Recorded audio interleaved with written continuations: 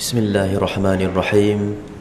Assalamualaikum warahmatullahi ta'ala wabarakatuh.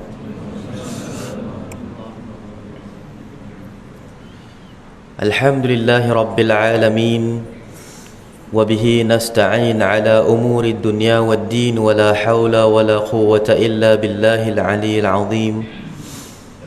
Subhanaka la nuhsi thana'an 'alaika kama athnayta 'ala nafsik. فلك الحمد حتى ترضى ولك الحمد إذا رضيت ولك الحمد قبل الرضا ولك الحمد بعد الرضا ولك الحمد حتى ترث الأرض ومن عليها وأنت خير الوارثين سبحانك لا علم لنا إلا ما علمتنا إنك أنت العليم الحكيم رب اشرح لنا صدورنا ويسر لنا أمورنا واحلل عقدة من ألسنتنا ويفقه أقوالنا اللهم صل على سيدنا محمد اللهم صل وسلم على سيدنا محمد الفاتح لما أغلق والخاتم لما سبق والناصر الحق بالحق والهادي إلى صراطك المستقيم وعلى آله وصحبه حق قدره ومقداره العظيم أما بعد. Yang dimuliakan Tuan Pengerusi Surau, Tuan-tuan Imam, Tuan-tuan Muadzin, barisan ahli jawatan kuasa, semua yang telah menjayakan segala aktiviti, program-program pengajian yang dianjurkan di bawah anjuran Surau An-Nur ini. Seterusnya hadirin dan hadirat, muslimin dan muslimat yang dirahmati, yang dikasihi oleh Allah Subhanahu wa ta'ala. Kita bersyukur kehadrat Allah Subhanahu wa ta'ala kerana dengan limpah kurnia serta inayah, pertolongan, bantuan daripada Allah Subhanahu wa ta'ala ke atas kita semua pada hari ini, dijadikan kita tergolong di antara umat Muhammad sallallahu alaihi wasallam yang dapat memakmurkan tempat yang sangat dimuliakan oleh Allah Subhanahu wa ta'ala pada suatu waktu yang dijadikan oleh Allah Subhanahu wa ta'ala salah satu waktu untuk kita mengabdikan diri kepadanya, waktu yang tidak pernah disia-siakan oleh orang-orang yang saleh, melainkan dimanfaatkan untuk menimba ilmu dan juga menambahkan dengan amalan yang sunnah. Juga kita hadir ke dalam sebuah mujtama', perhimpunan, perkumpulan, suatu majlis yang mudahan ianya dipandang oleh Allah Subhanahu wa ta'ala dengan pandangan rahmat dan kasih sayangnya. Kita memohon kepada Allah Subhanahu wa ta'ala dengan harapan dan juga dengan doa, mudah-mudahan apa yang kita lakukan pada hari ini dan juga segala amalan yang telah kita amalkan sepanjang bulan ini diterima di sisi Allah Subhanahu wa ta'ala dan juga diberikan ganjaran sebanyak-banyaknya. Ya Allah, ya Tuhan kami, jadikanlah setiap yang hadir ke dalam surau An-Nur pagi ini, ya Allah, adalah hamba-hamba-Mu yang Engkau mustajabkan segala doa kebaikan daripadanya, ya Allah, yang Engkau ampunkan dosa-dosanya, Engkau angkat darajatnya dan lindungi segala keaiban dan kekurangannya, ya Allah. Jadikanlah kami sentiasa berada di bawah naungan rahmat-Mu dan digolongkan di dalam kelompok manusia yang salihin dan salihat di atas muka bumi ini, ya Allah. Berpanjangan ukhuwah kami dan juga berpanjangan silaturrahim kami sehinggalah menghembuskan nafas yang terakhir. Jadikanlah orang-orang yang beriman di atas muka bumi ini sebagai penasihat kami dan juga di hari akhirat sebagai syafaat kami, ya Allah. Ya Allah, ya Tuhan kami memohon sebesar-besarnya keberkatan dan rahmat daripada Nabi kami Muhammad sallallahu alaihi wasallam. Jadikanlah kehidupan kami adalah sunnah baginda Rasulullah sallallahu alaihi wasallam seumur hidup kami, ya Allah.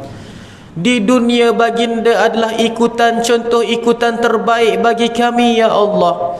Dan di hari akhirat adalah syafaat terbesar kami, ya Allah. Dan di dalam syurga nanti adalah pendamping kami. Amin ya rabbal alamin. Ya Allah, ya Tuhan kami, untuk merealisasikan semua ini, maka hembuskanlah nafas kami yang terakhir daripada dunia ini dengan kalimah la ilaha illallah Muhammadur Rasulullah. Ya Allah, ya Tuhan kami, jadikanlah ia tertahakkuk di dalam kehidupan kami daripada sudut zahir, batin, ma'nawi dan juga hissinya, ya Allah. Wafatkanlah kami, matikanlah kami setelah panjang umur, setelah sempat kami menunaikan segala hajat dan juga tanggungjawab kami, ya Allah. Setelah sempat untuk kami melangsaikan segala hutang piutang kami, ya Allah. Setelah sempat untuk kami bertaubat kepadamu, ya Allah, dengan taubat nasuha. Rabbana akhtim lana bihusnil khatimah wala takhtim alaina bisu'il khatimah. Ya Allah, ya Tuhan kami, matikanlah kami semua di dalam keadaan husnul khatimah, dan janganlah sesekali kami dimatikan, ya Allah, dalam keadaan su'ul khatimah. Amin ya rabbal alamin, ya arhamar rahimin. Hadirin yang dirahmati, disayangi, dikasihi oleh Allah Subhanahu wa taala.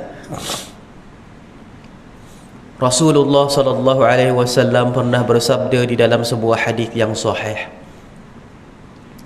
yang berbunyi, la tasubba ashabi fa wallahu alladhi nafsi biyadihi ma anfaqtu mithla al-jabali uhudi dhahaban tablughu mudda ahadihim wala nasifah. Sabda Rasulullah sallallahu alaihi wasallam, wahai orang-orang yang beriman, wahai orang-orang Islam, janganlah kamu itu mengutuk dan juga memaki para sahabatku, kata Rasulullah. Dan demi Tuhan, yakni Allah yang diriku berada di dalam kekuasaannya, tidaklah kamu itu dapat menginfakkan satu gunung emas seperti mana gunung Uhud sekalipun, yang pahalanya dapat menandingi walaupun secupak beras yang diinfakkan salah seorang sahabatku. Hadirin yang dirahmati, disayangi, dikasihi oleh Allah Subhanahu wa taala. Kita bersyukur kepada Allah Subhanahu wa taala telah pun kita berada pada penghujung bulan Zulhijjah. Bulan Zulhijjah ini adalah bulan 12 mengikut tarikh Hijriyah. Kita sekarang berada pada akhir tahun. Pada bulan hadapan kita masuk bulan Muharram, iaitu bulan 1 tahun 1445 Hijriyah. Masuk tahun baru. Kalau kita ini di persekolahan, dekat sekolah, guru-guru semuanya menggesa anak murid, apakah azam tahun baru, betul tak? Akan disebutkan bahawasanya apakah azam tahun baru. Di dalam agama Allah Subhanahu wa taala, bila masuk saja kita ke dalam tahun baru, tidak ada istilah azam tahun baru, melainkan kita ini perlu mengislahkan kembali niat. Niat kita yang telah pun terosak, niat kita yang telah pun melencong, niat kita yang telah pun menyeleweng pada tahun ini, kita islahkan dia buat tahun hadapan, kembali ke pangkal jalan dan kita perelokkan kembali. Kita tak buat yang baru, tetapi kita islahkan yang sudah sedia ada. Hadirin yang dirahmati, disayangi, dikasihi oleh Allah Subhanahu wa taala. Apabila masuk saja kita ke dalam tahun baru nanti, maka kita dikenangkan dengan suatu peristiwa, iaitu hijrah Rasulullah sallallahu alaihi wasallam.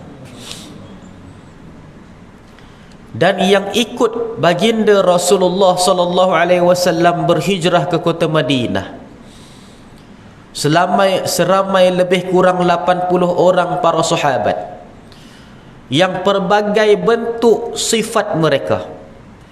Ada yang jenis pemarah, ada yang lemah lembut, ada yang kurang ilmu, ada yang tinggi ilmu. Pelbagai bentuk dan juga pelbagai sifat para sahabat yang ikut Rasulullah sallallahu alaihi wasallam.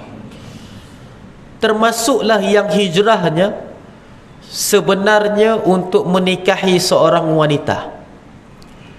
Sebab itulah ada suatu hadis, kata Rasulullah sallallahu alaihi wasallam, innamal a'malu binniyah wa innama likulli imri'in ma nawa, faman kanat hijratuhu ila Allah wa rasulih fahijratuhu ila Allah wa rasulih, faman kanat hijratuhu lidunya awin imra'atin yankihuha fahijratuhu ila ma hajara ilaih. Sesungguhnya setiap daripada amalan itu bersertakan niat, dan tidaklah seseorang itu melakukan amalan melainkan amalan itu menggambarkan niat. Dan barang siapa yang berhijrah kepada Allah Subhanahu wa taala, maka dia sedang bergerak berhijrah kepada Allah dan juga Rasulnya. Barang siapa yang berhijrah kerana dunia untuk didapatkannya, ataupun wanita untuk dinikahinya, maka dia akan berhijrah kepada apa yang dia maksudkan itu. Hadirin yang dirahmati, disayangi, dikasihi oleh Allah Subhanahu wa taala, hadis ini adalah nasihat baginda Rasulullah sallallahu alaihi wasallam kepada seorang sahabat yang ingin menikahi seorang wanita idamannya. Bila sampai sahaja seruan supaya berhijrah ke kota Madinah, wanita itu memohon tangguh. Katanya, wahai kekasihku, apa kata kita ini tangguh dulu kita punya perkahwinan sehinggalah setelah hijrah. Kalau kamu berhijrah ikut kami pergi ke kota Madinah, maka kita bernikah di kota Madinah. Kalau kamu tidak berhijrah bersama dengan Rasulullah sallallahu alaihi wasallam ke kota Madinah, maka tak dapatlah kita ini bernikah. Maka menjadi titik tolak, bernikah ke tak nikah ke, kerana disebabkan hijrah. Menjadi titik tolak. Kalau hijrah boleh bernikah, kalau tak hijrah tak boleh bernikah. Maka dia punya poin dia pada hijrah tu. Datang pada Rasulullah sallallahu alaihi wasallam memohon nasihat, wahai Rasulullah, bolehkah aku ini berhijrah? Langsung Nabi Muhammad sallallahu alaihi wasallam memberitahu, innamal a'malu binniyah, sesungguhnya setiap amalan itu adalah bersertakan dengan niat. Kalau maksudnya kalau jahat niat, maka jahatlah perkara yang akan dibuat, walaupun dia punya luarannya adalah ibadah. Hadirin yang dirahmati, disayangi, dikasihi oleh Allah Subhanahu wa taala. Alhamdulillah, ustaz baru seminggu balik daripada menunaikan haji, 40 hari dekat tanah suci. Cuaca sangat panas kat sana, subhanallah. Dekat Arafah pada waktu tengah hari, cuaca mencecah 48 darjah Celsius. Lepas azan zuhur lebih kurang 10 minit. Dia tak lama, sekejap je. Cuaca, suhu mencecah 54 darjah. Separuh suhu didih. Duduk dalam keadaan kepanasan. Wal'iyadzubillah. Tambahan pula jamaah haji pada tahun ini agak ramai. Yang direkod sahaja 5 juta. Yang datang ikut jalan tikus pun ramai juga. Yang panjat pagar, yang merangkak bawah pun ada. Macam-macam. Ada yang buat DIY backpacker pun ada juga. Lebih-lebih lagi, kita punya saudara daripada negara yang tidak ada undang-undang, seperti mana Ghana, Utopia, Nigeria. Negara-negara ni dia perundangannya agak longgar sikit. Jadi mereka ni boleh pergi buat haji bila-bila masa ikut kemampuan. Kalau kita kan ikut kota, kita ni ikut undang-undang. Mereka boleh saja jalan kaki daripada negara dia orang. Kan? Jalan kaki duduk dekat kota Mekah, lebih kurang 10 hari, 20 hari. Sampai sahaja hari Arafah, mereka pun masuklah ke Arafah. Subhanallah. Jadi dekat, walaupun ianya adalah suatu ibadah, menunaikan haji, kita akan dapat lihat manusia itu berbeza-beza dia punya sifat. Pada waktu itulah kita akan nampak manusia yang pentingkan diri sendiri. Pada waktu itulah kita akan nampak manusia yang akan menghiraukan dan tidak mempedulikan orang lain walaupun ibu kandung dia. Kisah benar, Masya Allah. Seorang lelaki datang dengan ibu kandung dan juga isteri.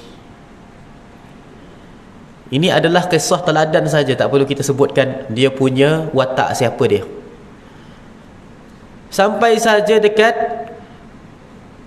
tempat Arafah itu, oleh kerana cuaca sangat panas, ibunya itu, maknya pitam, terus duduk dan juga baring dekat situ.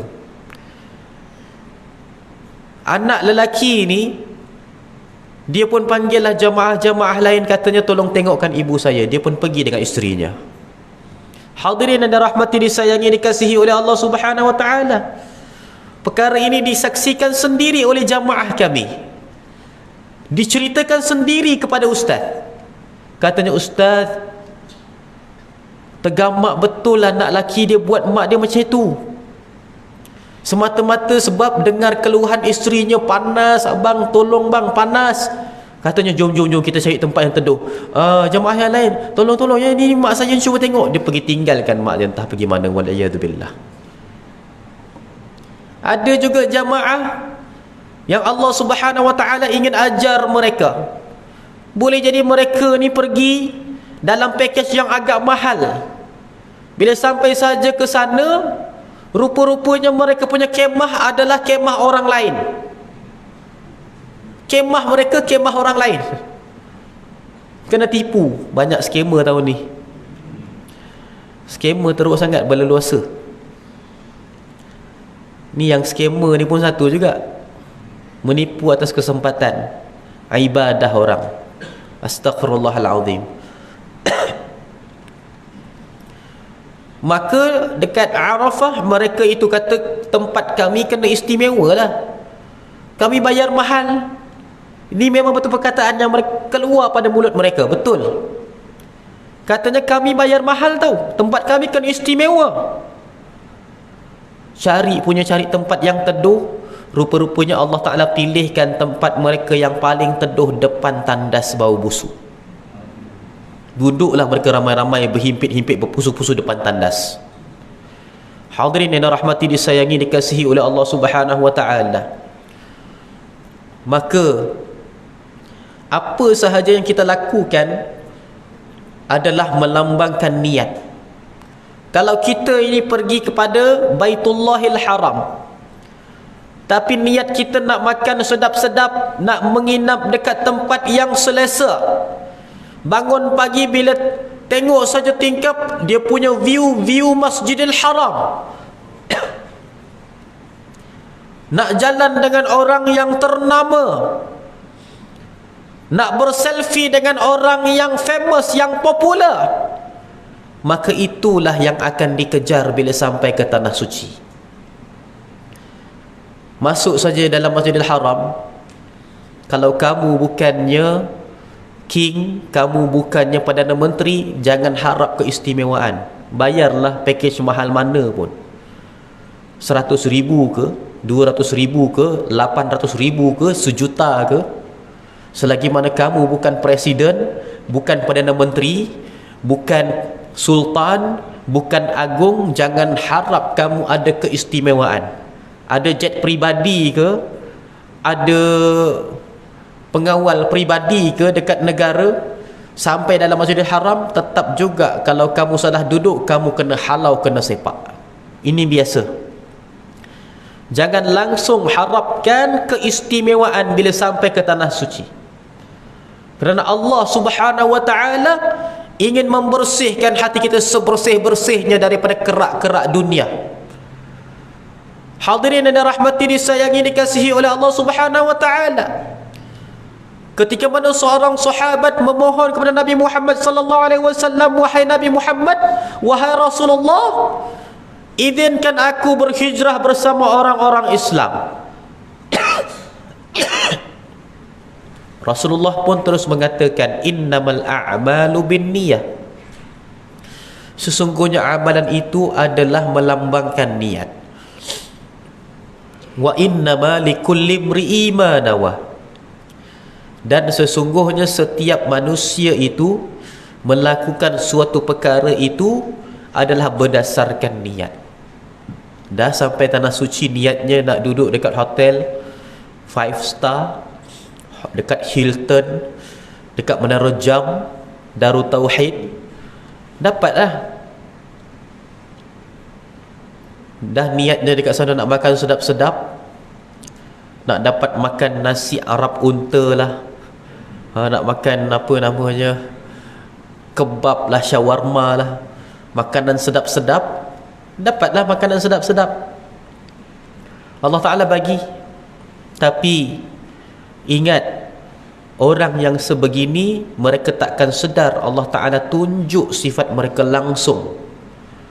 Kita akan nampak, kita akan terus dalam jiwa kita, oh macam ni rupa orangnya. Minta maaf, subhanallah, kadang-kadang terdetik dalam hati kita ini kepada suatu jemaah. Kita rasa dalam hati kita ni pun kadang-kadang kotor, syakwa sangka wa astaghfirullahalazim. Sampai kita terdetik dalam hati, apa yang kita terdetik? Kita terdetik, astaghfirullahalazim, macam mana haji engkau ni sebenarnya? Sampai terdetik begitu keadaan perasaan. Sampai pasal apa, semua benda pun jemaah tu nak komplain. Makanan tak kena katanya, ni bukan standard saya ni, saya bayar lain. Saya bayar penginapan 1 bilik ber-4, kenapa dapat 1 bilik ber-6?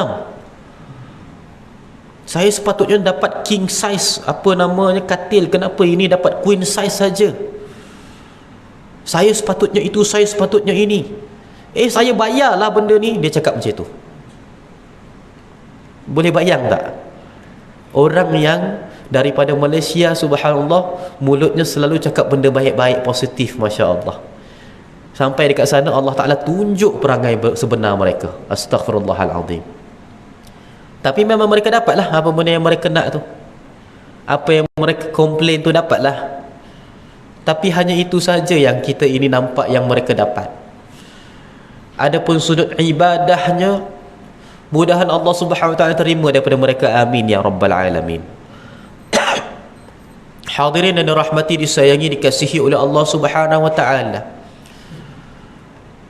Maka apabila masuknya kita ke dalam bulan Muharram, bulan ini adalah bulan memperingatkan kita tentang peristiwa hijrah Rasulullah sallallahu alaihi wasallam. Perlu kita ingat, semua para sahabat yang ada di dalam kota Mekah 100%-nya bersama dengan Rasulullah sallallahu alaihi wasallam berhijrah ke kota Madinah. Pada peristiwa hijrah inilah terpampang dan terpamer ketokohan dan juga kejaguhan setiap seorang para sahabat. Dan ada tiga daripada kelompok yang para ulama mengatakan mereka itu pasti adalah ahli syurga, masuk syurga tanpa sebarang hisab. Tiga kelompok kata para sahabat. Yang pertama, mereka adalah yang telah pun berhijrah bersama-sama dengan baginda Rasulullah ke kota Madinah. Yang kedua,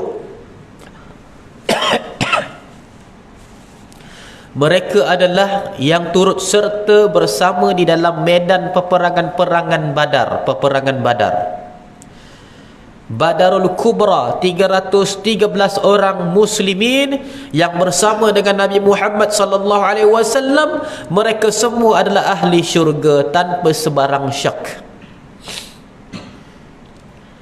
Yang ketiga adalah ahli bai'atur ridwan, yang telah berbai'ah bersama dengan baginda Rasulullah sallallahu alaihi wasallam. Rasulullah menyeru umat Muhammad pada ketika itu dengan mengatakan, man kana yu'minu billahi wal yaumil akhir falyubayi'u tahta syajarah. Wahai para sahabatku, barang siapa yang beriman kepada Allah dan juga hari akhirat, maka datanglah dia untuk berbai'ah di bawah pokok. Kelompok umat Muhammad lebih ramai pada waktu itu berbanding dengan peperangan Badar. Peperangan Badar 313 orang, yang pergi ke Bai'atul Ridwan pada waktu itu lebih kurang 1000 lebih 1000 orang.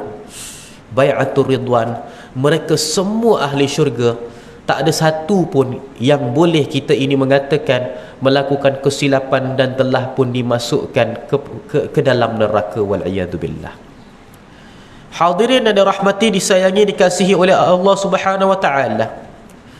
Oleh kerana itu, guru kami Al-Habib Abu Bakar Al-Adani bin Ali Al-Mashhur rahimahullah telah meletakkan suatu kaedah di dalam ilmu tentang akhir zaman, iaitu kaedah hasanatil udul, iaitu suatu kaedah ilmu yang perlu kita ini memperisaikan suatu kelompok daripada kita ini menyentuh kehidupan mereka dan mengatakan mereka itu ahli neraka walau bagaimanapun.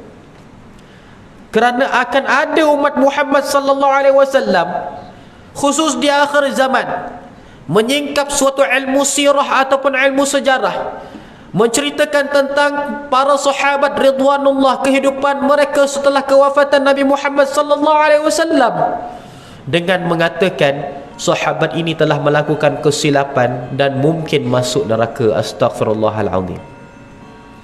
Akan ada agenda, akan ada suatu pemikiran untuk menyatakan para sahabat juga masuk neraka.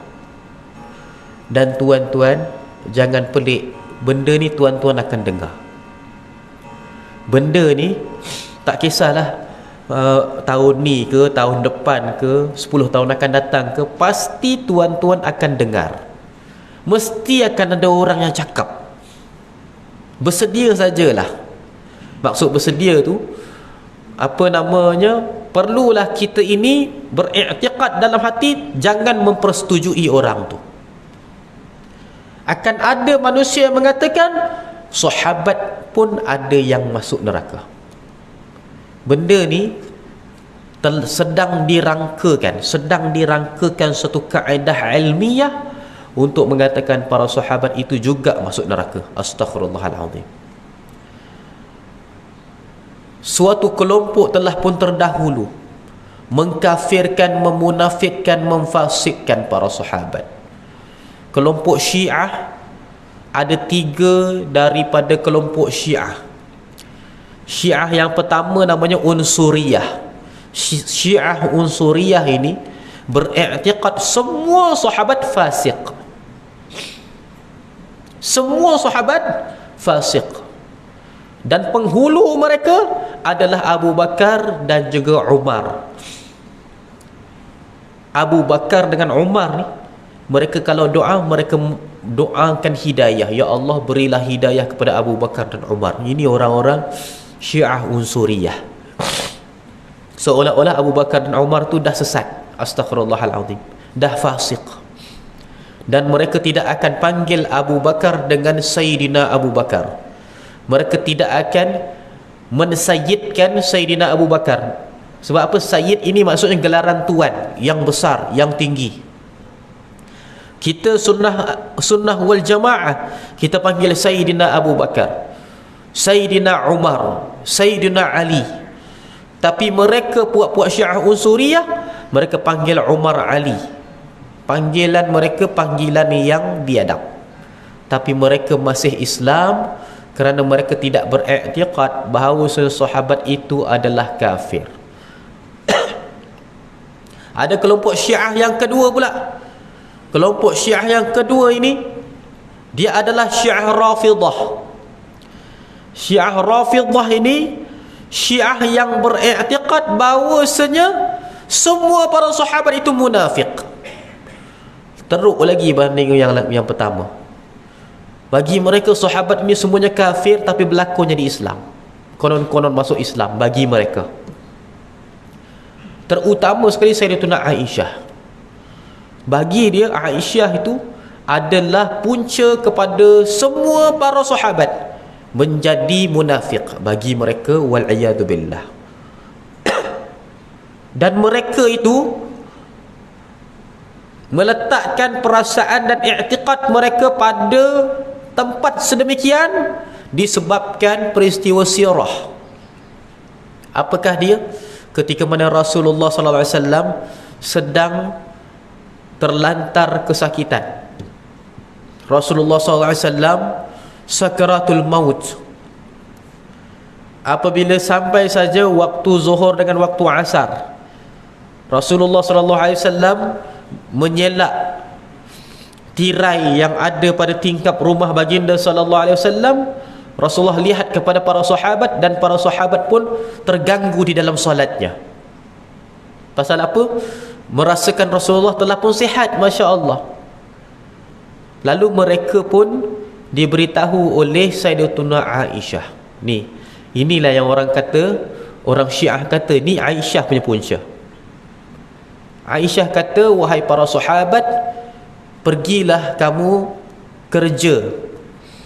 kerjalah kamu dengan pekerjaan kamu, pergilah kamu kepada pekerjaan masing-masing, jangan risaukan Rasulullah, dia sihat. Lalu para sahabat pun semuanya pergilah bekerja, kecuali Ahlul Bait, di antaranya Abdullah bin Abbas dan di antaranya adalah Sayyidina Ali. Tunggu baginda sallallahu alaihi wasallam di dalam rumah. Pada waktu itulah Rasulullah SAW menghembuskan nafas yang terakhir pada keesokan harinya. Ketika mana para sahabat semuanya hikmah daripada Allah Subhanahu Wa Taala terleka dengan kerja masing-masing.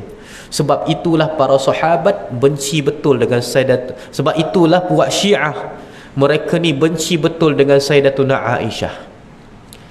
Lihat, ini peristiwa sirah yang boleh dijadikan pegangan oleh puak-puak yang biadab ini untuk mengatakan bahawasanya para sahabat semuanya munafik.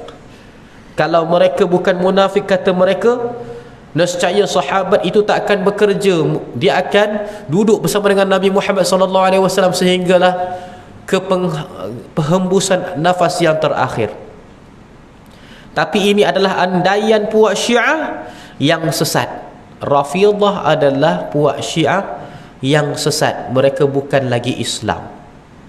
Kerana apa? Kata Rasulullah, la tasubba ashabi, jangan kamu kutuk para sahabatku. Mereka ni bukan sahaja mengutuk, malahan beriktikad para sahabat itu adalah ahli neraka, wal'iyadu billah.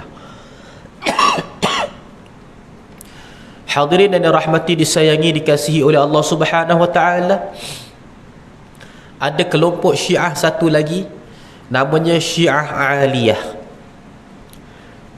Tuan-tuan pernah makan buah kurma ajwa tak? Ajwa dia ada dua. Yang pertama ajwa biasa, yang kedua ajwa aliyah. Aliyah ni maksudnya yang tinggi level, yang sedapnya. Jadi buat Syiah, dia ada Syiah Rafidah, ada Syiah aliyah, Syiah yang tinggi, yang hardcore punya, orang Melayu kata. Syiah yang hardcore ni, Syiah yang tinggi level ni, mereka bukan sahaja kafir, malah mereka kafir harbi. Bagi mereka darah orang-orang yang sokong para sahabat ridwanullah, darah mereka halal. Puak-puak Syiah yang aliyah ini, yang melampau ini, beriktikad barang siapa yang membenarkan keimanan bagi sahabat, mereka halal darah. Dan Syiah ini adalah kafir harbi, sama macam Yahudi dan Nasrani. Wal'iyadhu billah.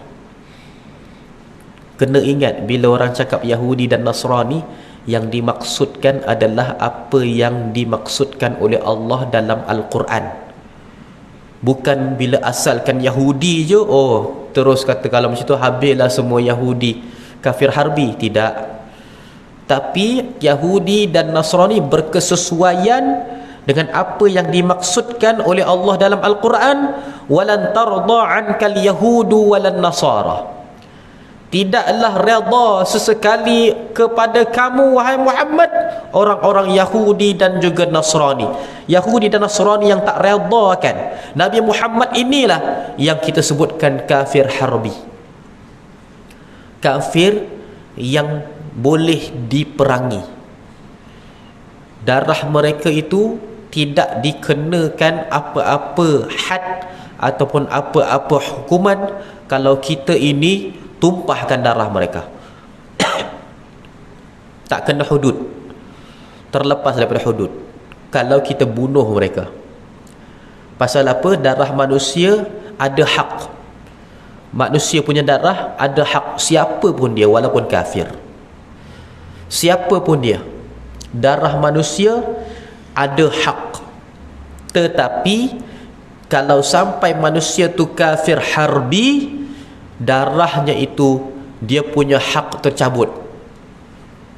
Walaupun dia itu dibunuh, orang yang membunuh itu terlepas daripada balasan seksa hudud. Tidak ada lagi apa namanya hukuman hudud. Hadirin yang dirahmati, disayangi, dikasihi oleh Allah Subhanahu wa taala. Maka inilah dia puak-puak dan juga kelompok yang melampau, yang mereka ini bukan sahaja mengutuk para sahabat, tetapi mereka ini meletakkan i'tiqad di dalam dada, di dalam hati mereka, di dalam pegangan mereka, bahawasanya para sahabat itu terkeluar daripada agama. Astaghfirullahalazim menurut mereka.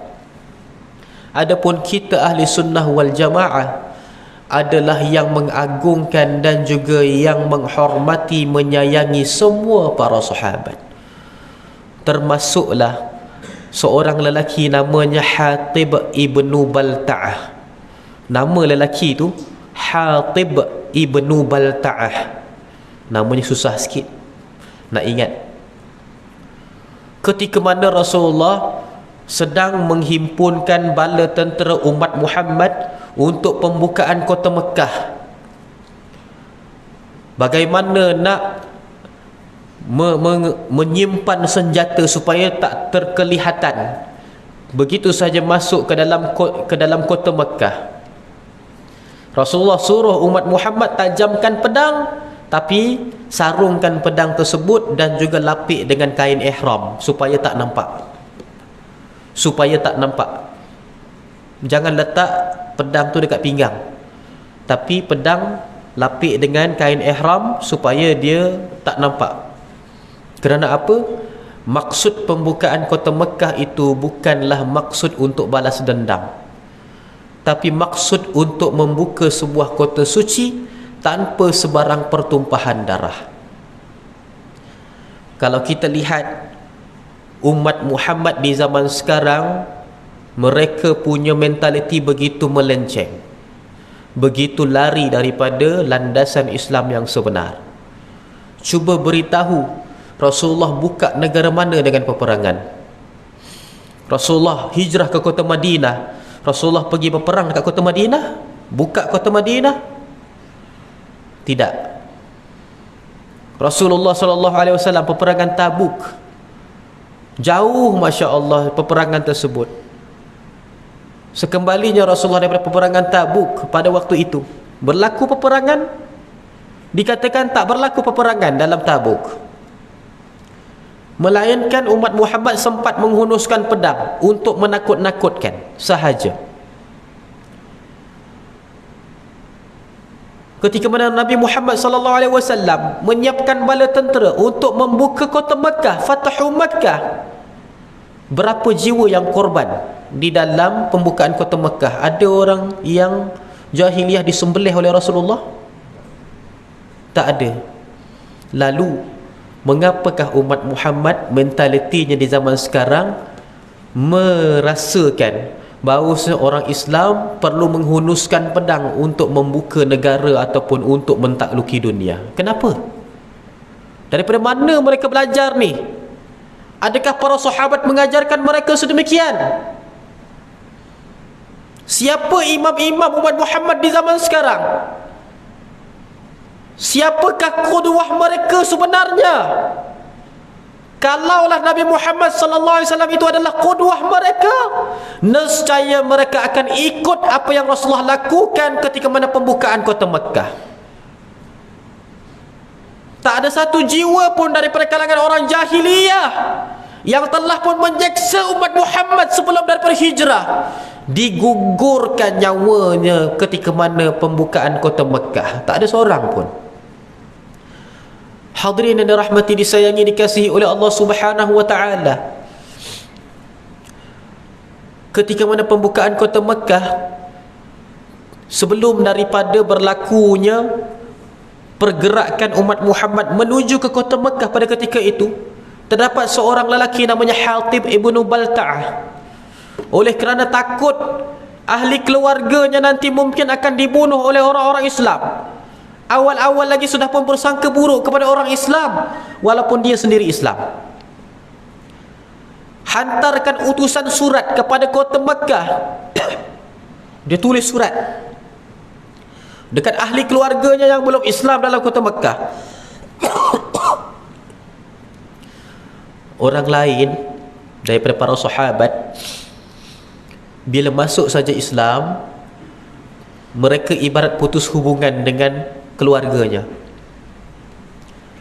Anak kepada Utbah ibnu Rabi'ah, dia itu panglima kanan ketika mana peperangan Badar untuk orang-orang Arab Quraisy, orang-orang kafir jahiliyah.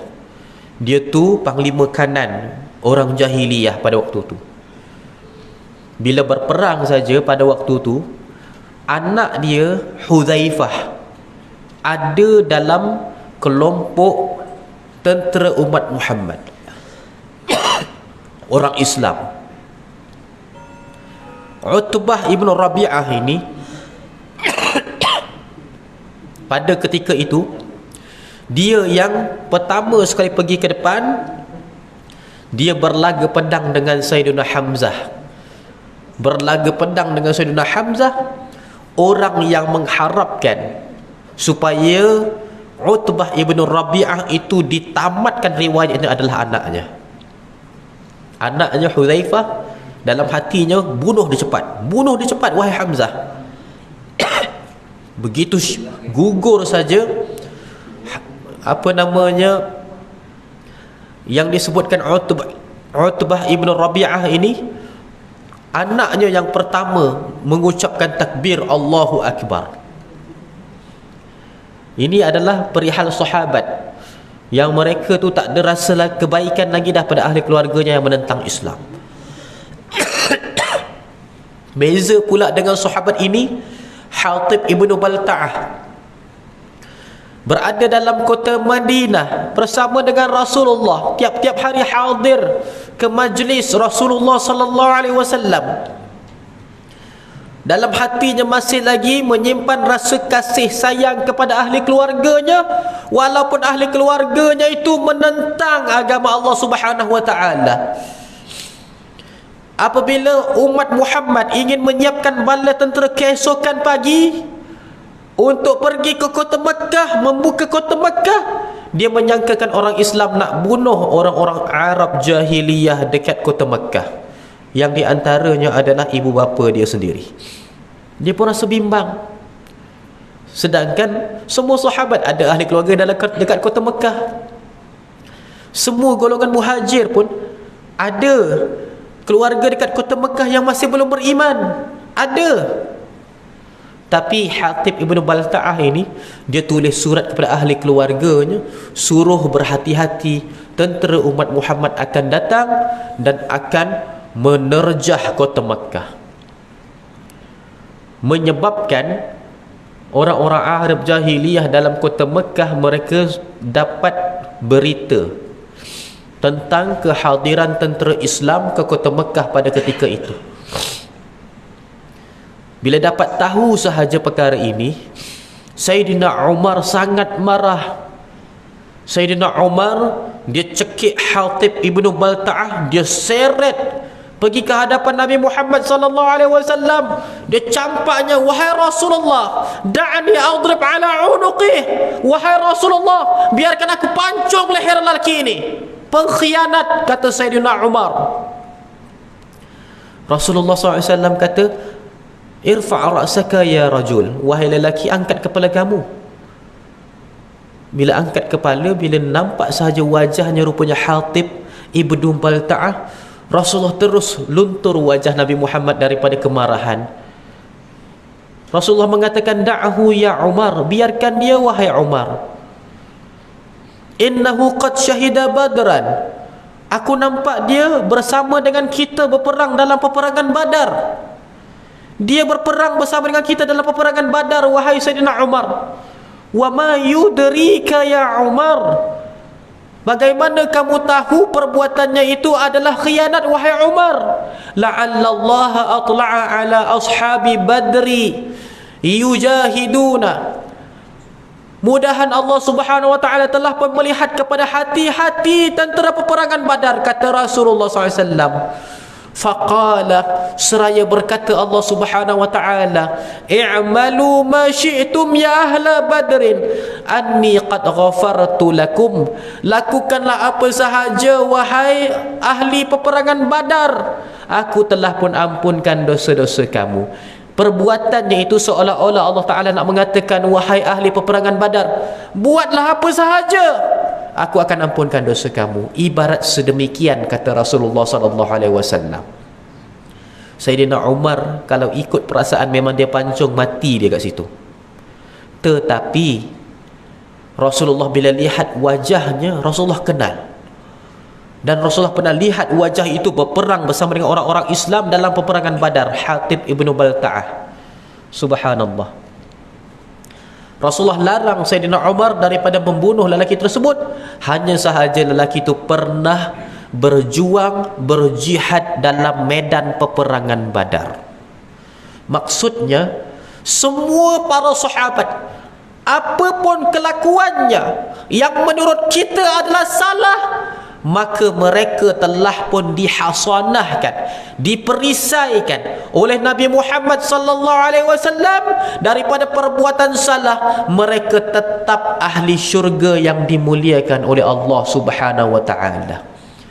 Jangan sampai akan ada satu hari nanti orang yang akan mewas-waskan pada dada kita dengan mengatakan sahabat juga mereka pun buat salah dan mungkin masuk neraka, wal-iyadu billah. Tolong tepis awal-awal mulai sekarang, kerana fikrah ini akan wujud dan perkara ini sangat bahaya.